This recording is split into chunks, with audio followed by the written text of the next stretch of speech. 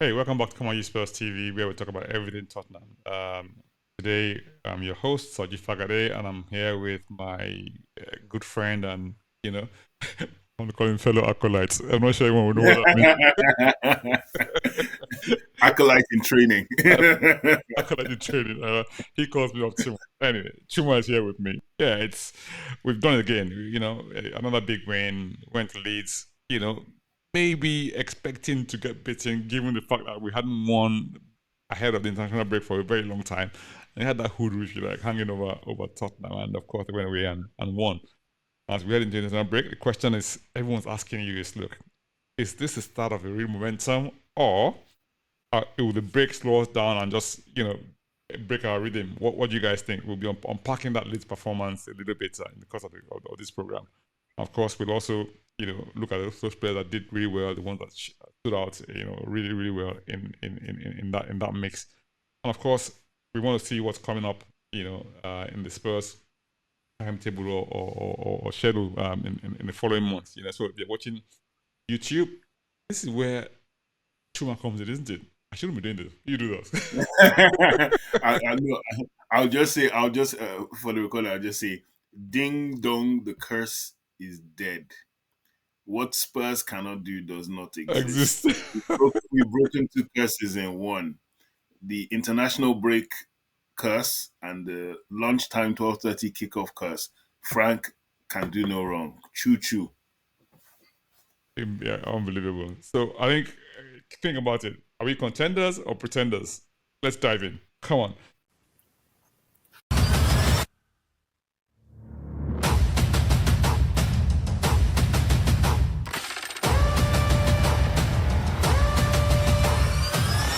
Come on, you Spurs. I think most Spurs fans will agree that look, this was probably one of our, what you might call a complete performance, that we've seen under Frank so far. The pressing was sharper, the combinations were really good, the midfield looked a lot more balanced, even though you still have your doubts against the double pivots that he played with Bentancur and Palia. But on that front line, they kind of did really good job with Xavi coming in from behind, and Kudus on the right, Odobe on the left. It's shown us really clicking. What do you think? No, I completely agree. So as much as I dislike the choice of personnel in double pivot, the fact he played the double pivot and then he played the number 10, you could see the difference was clear. You could also see how clearly involved Xavi Simons was. I thoroughly enjoyed this game. I felt it looked like it would be another draw for us to snatch victory from what seemed to be the jaws of a draw. I think that was a statement victory. People don't understand how instrumental this win could play in the course of the season. Being that it's a marathon, every little mile you run in the marathon means something, and especially if you can run it well. He picked the right players, I think, for this game. Even though I felt Bentancur and Palinia, they're sort of the same kind of person in this game. You needed another runner. I felt he needed either Bergval or Saul next to one of these two players. But the course of the game, I think everything went well. We knew Leeds were going to be very difficult opposition because Leeds have not been beaten at home at Ellen Road in a year. Their fans are so loud. Their fans are so supportive and passionate. So to come out of that cauldron with 3 points, I mean, it means everything. So I think it was a really good game, well played. I think everyone acquitted themselves very, very, very well. The standout players, like we've spoken about off screen, Kudus, Xavi Simmons. I would give Destiny Doggy this, and then Matisse Tell getting off, breaking his duck finally for the season, not for Spurs. He scored for Spurs before, but he scored penalties. He scored, you know, shots that weren't really shots. But in this case, you could see it was intentional, and I think maybe that has something to do with playing with the number 10. What do you think? Something else I will kind of mention in pre-recording of this, and it's the fact that a lot of people were having a go at Odebear and thinking, I think to yourself, did we watch the same game? And I thought he was actually really, really good in that game. He had some really, really good passes. He turned over balls very effectively, and he was just in the right place at the right time. And I mean, I don't know what people were seeing, but I thought he gave a really good account of himself. What do you think? Yeah, I completely agree. I think Odebe is one of those guys that he's one of these quiet assassins, but people wouldn't know. He does his work and he just goes home, and because of that, you don't really feel him. But imagine if let's without trying to be negative to him, let's imagine Brandon Johnson in that same situation. The amount of take-ons, the combination plays with Udogi were just fantastic, and he dropped deep to good effect. He put in a cross that Tell headed against the crossbar. That could have been an assist. He got into very, very good spots. He had what we call the hockey assist, which is the assist before the assist. Potentially, he did quite a lot of that, and there were certain moves that he did that I thought were just really, really, really, really incredible. And we're quietly going about his job. He's not an arrogant player. He's not a loud player. He's not flashy as such. I think that's what cost him in terms of the narrative. Yeah, some people like you have always said is that if he had the arrogance and confidence of Tell, he would be a world beater, and talking about Tell, he broke his dock, and that was and quite well taken goal as well, even though some people still talk about it took a deflection. So what if he took a deflection? Come on. I mean, they all count, You had to be you had to be there in the first place, attempt the shot, and for it to go in. If you don't yourself in those positions, you don't get those opportunities.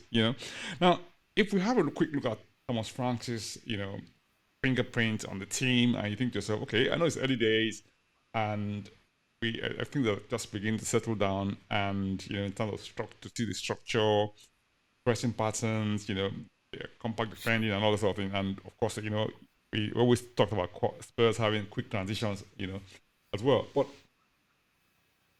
we can sense that there's a bit of a Brentford DNA in terms of the organization, the discipline, and of course, we always talk about how flexible he is tactically. But with time, I think a bit more flair now and again would help, when we have players like Kudus, who can express himself. And I mean, we saw flashes of what's his name as well, Xavi trying to do Rabona at key moments. If that come up, it would have been fantastic, but it didn't come up at the time. But the question is, can we maintain that identity against tougher opponents? Once that fixture list gets packed, and people begin to say, you probably just say, Thomas Frank has been found out. No, I think we can. I think actually we're looking at the two sides of his Brentford team. So if you recall, there was Brentford with Ivan Toney, and there was Brentford without Ivan Toney.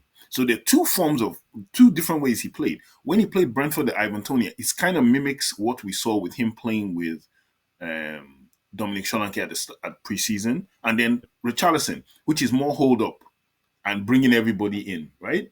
Yeah. But if you watch, I think the difference for Tell in that game was the fact that everything was pushed in front of Tell, and Tell had to run onto the ball.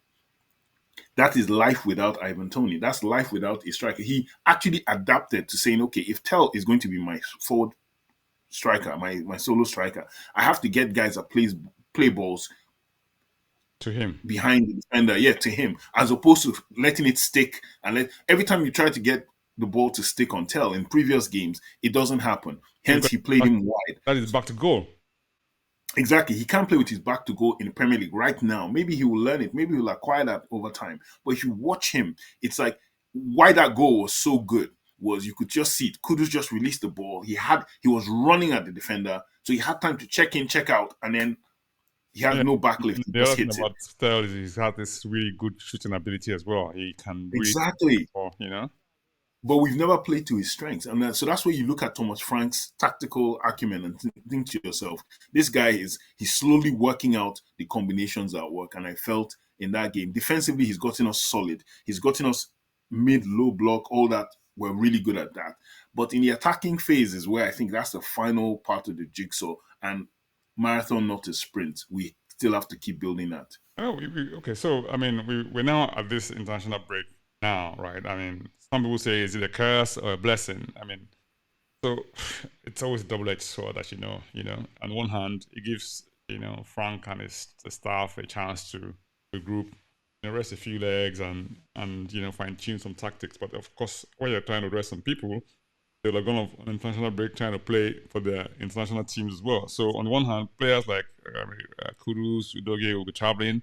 Even Mr. Richarlison has traveled as well, but which potentially means there's fatigue on their part and potentially injuries that can possibly affect the reading of the team. So what do you think? Is this the perfect time for a pause, or would you rather we keep games coming while they're in good form?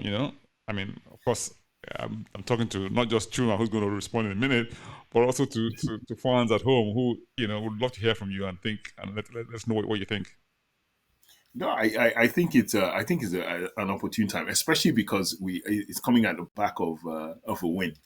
If this had been a loss, you know, it would have been we are really flying high. But at the same time, too, you have to also you have to take your hat off to Thomas Frank in terms of his rotation, because as much as some of us, I raise my hand in that group, we don't like chop and change. I like a set team. I like people that know what they're doing and they have their places.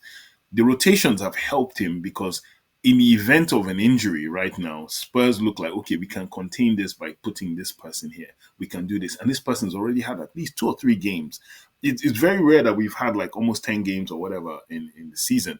And you can honestly say that everyone that's fit has actually touched the ball. Yeah, I mean, January's around the corner. I mean, We had periods like that where we just had a set team. so for me, when we look ahead and say, okay, fine, when the you know football returns and the schedule wraps up quickly, they kind of ramp up very very quickly. And of course, we also have the tough league fixtures. We have the Champions League fixtures. And of course the Carabao Cup and at some point the FA Cup will come in as well. That next phase is when it's going to really test the depth of our squad. I think, I mean, some people will say that if we want to sustain this sort of form, we need everyone to be firing on all cylinders at all times. So it's not really, there's no room for for slacking for anybody. Of course, especially those who are on the bench. And we also know that January is on around the corner as well. We were talking off air about potential players that we could go for, and some people would think, okay, Semenyo looks like a definite thing, but I doubt if Bournemouth are going to sell him at in January because he's a star player. Of course, unless of course we make them an offer that they cannot refuse. Um, so should we be thinking about reinforcements now? Or maybe a backup striker, or I don't know. I don't know. Some people say we should have maybe an extra centre back, but I think we have enough there now. I mean, in terms of the numbers of centre backs that we have. But I mean, what do you think? Obviously we'll do a detailed breakdown in probably one of our next episodes. But if you're not subscribed already, hey, a chance for you to subscribe. Carry on. Yes, indeed. If this is your first time watching the show, if this is you coming back and you haven't subscribed, why haven't you subscribed? Just click on the subscribe button. Like the video for the algorithm. Comment down below. Tell us what you think about Thomas Frank's Tottenham, the momentum we have. Can it be maintained? All the things we're talking about today. International break, a blessing or a curse. We need to hear from you, and click on the notification bell to get notified when we bring out new content. But yeah, it's for me. I look at the I look at what we have in terms of a squad. I think we have a very good balance. We can still improve. I still think Thomas Frank desperately wanted that left wing. He definitely wanted that left wing player. Seeing how well Mohamed Kudus has been on the right, how electric, how he's just the complete maverick.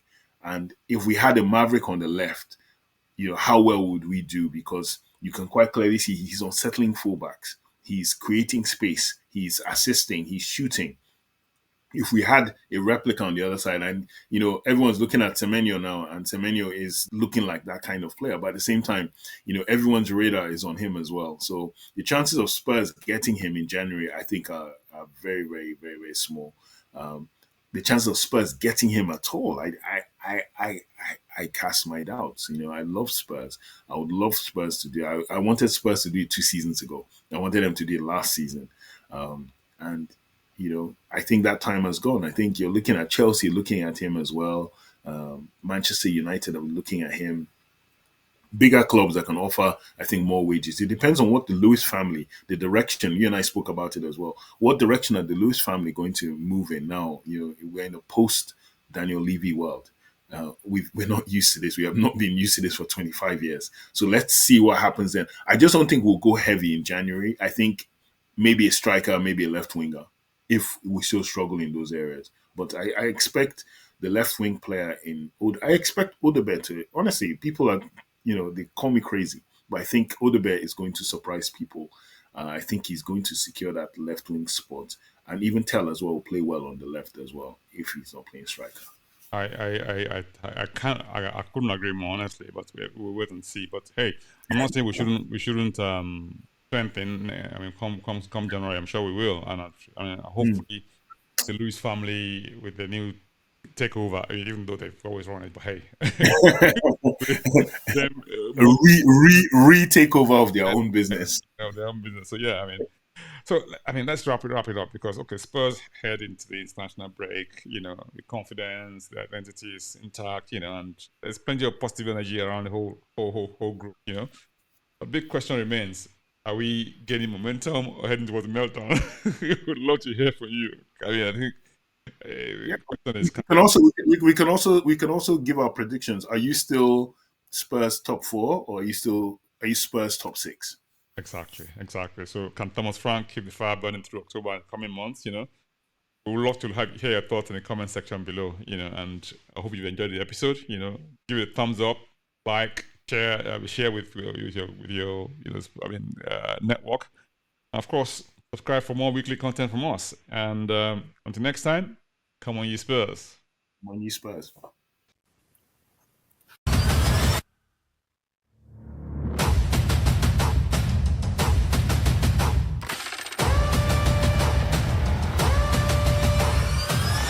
Come on, you Spurs.